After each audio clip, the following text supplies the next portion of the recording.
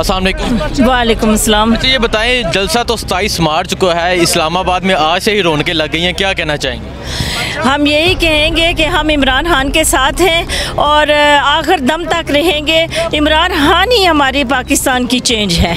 अच्छा, जो अपोजिशन जमातें इकट्ठी हो गई हैं, तरीके अदम एतमाद पेश कर दी गई है, क्या वो अपने मकसद में कामयाब हो जाएंगे? बिल्कुल नहीं होंगे। अल्लाह हमेशा हक और सच के साथ होता है, चोरों और झूठों के साथ कभी नहीं होता। आप खान साहब के साथ क्यों? हम उनके विजन के साथ हैं, जो उन्होंने गरीबों के लिए आवाज़ उठाई है, हम उसके साथ हैं। और गरीब हमारे बहन भाई यहाँ पाकिस्तान में, मैं खुद 1 साल हो गया है यहाँ पे आके वर्क कर रही हूँ, ग्राउंड वर्क कर रही हूँ, और जो उनके मैंने हालात देखे हैं unbelievable. So we are with Imran Khan and Imran Khan is the change. Imran Khan ने 27 मार्च को डी चौक में जलसा करने का ऐलान किया है, तो इस्लामाबाद में अभी से रौनकें लगी। इनसे बात करते हैं, इनसे पूछते हैं। अभी 27 तो बहुत दूर है कि ये लोग आज ही इकट्ठे होना शुरू हो गए। अस्सलाम वालेकुम जी। अभी 27 मार्च तो बहुत दूर है, लोग अभी से वो जोश जज्बा लोगों में उभर रहा है, क्या होने जा रहा है 27 मार्च को? जी, 27 मार्च को पाकिस्तान की पॉलिटिकल हिस्ट्री का सबसे बड़ा और बेहतरीन जलसा होने जा रहा है। आप यहाँ पे देखिएगा, 10 लाख से ज़्यादा लोग आएंगे इंशाल्लाह, और सारे के सारे अपने कप्तान के साथ, अपने प्राइम मिनिस्टर के साथ सॉलिडेरिटी शो करने के लिए, और जो उनके ख़िलाफ़ जो अपोजिशन और जो उनके जो मुखालिफ हैं वो हसद और जलन के मारे उनके ख़िलाफ़ खड़े हो गए हैं कि कहीं ये अपनी टर्म पूरी ना कर लें और अगली दफ़ा ना आ जाएँ और 10 साल ना ले लें। तो वो चाहते हैं कि किसी ना किसी तरह बाय हुक और बाय क्रुक इनको ना हटाया जाए।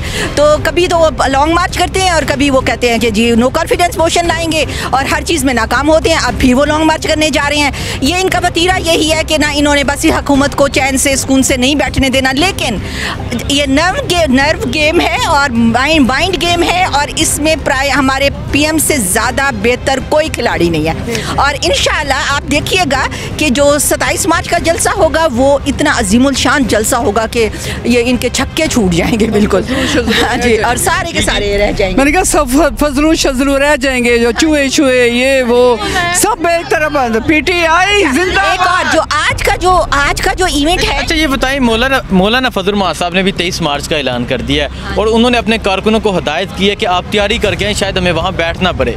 तो फिर क्या होगा अगर 27 मकोड़े आप ही गई तो कोई फर्क नहीं पड़ता। मौलाना से आप पूछिए कि वो 2019 में भी एक धरना लेके आए थे, उनको उसका क्या बना था?